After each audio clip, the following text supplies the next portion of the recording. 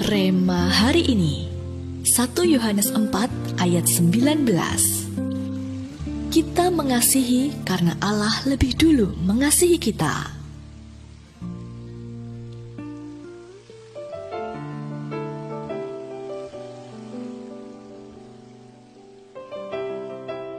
Tak lama setelah kematian Yosua, bangsa Israel meninggalkan Tuhan, berpaling darinya dan mengikuti Allah lain. Karena itulah Tuhan menyerahkan mereka ke dalam tangan perampok dan menjual mereka kepada musuh di sekeliling mereka, sehingga mereka tidak sanggup lagi menghadapi musuh mereka. Dalam Hakim-Hakim 2 ayatnya yang ke-14. Namun Tuhan juga membangkitkan hakim-hakim untuk menolong dan membebaskan Israel dari musuh-musuhnya, di antaranya ada Otniel, Ehud, Samgar, Deborah, dan masih banyak lagi. Meski demikian, setelah Tuhan membebaskan mereka dari tangan para musuh, mereka pun kembali berbuat jahat di mata Tuhan. Dari kisah bangsa Israel di atas, dapatkah kita temukan hati yang sungguh-sungguh mengasihi Tuhan?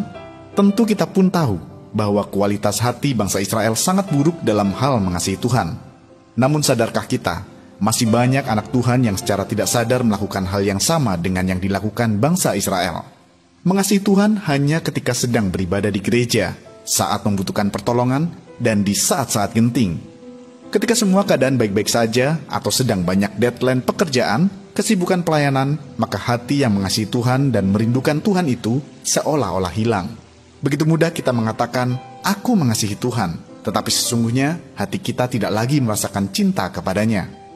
Oleh karena itu, ini adalah waktu yang terbaik untuk kita kembali ke dasar dan mengizinkan Tuhan menyelidiki hati kita. Apakah kita sungguh-sungguh mengasihinya setiap waktu, atau seperti bangsa Israel yang hanya mengasihi Tuhan di saat-saat tertentu saja? Ambil komitmen untuk senantiasa menyenangkan hatinya dengan membangun hubungan yang dekat setiap waktu. Selalu libatkan Tuhan dalam segala hal, dan jangan pernah tinggalkan Tuhan dalam setiap hal yang kita lakukan. Percayalah, bagi siapapun yang memiliki kualitas hubungan yang dekat dengan Tuhan setiap waktu, ia akan ada di dalam perkenanannya dan karyanya akan semakin nyata dalam hidupnya. Haleluya. Hal apakah yang Anda lakukan sebagai bukti Anda mengasihinya setiap waktu? Menurut Anda, apa yang akan Anda rasakan dan alami ketika Anda mengasihinya? Apakah komitmen Anda untuk melawan segala hal yang membuat Anda tidak bisa mengekspresikan kasih Anda kepada Tuhan setiap waktu? Tuliskan.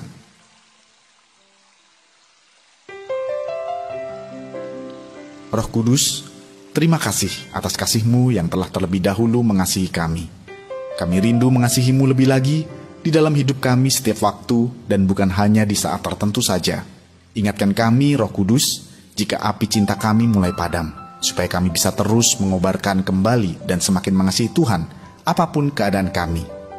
Di dalam nama Tuhan Yesus, kami berdoa. Amin.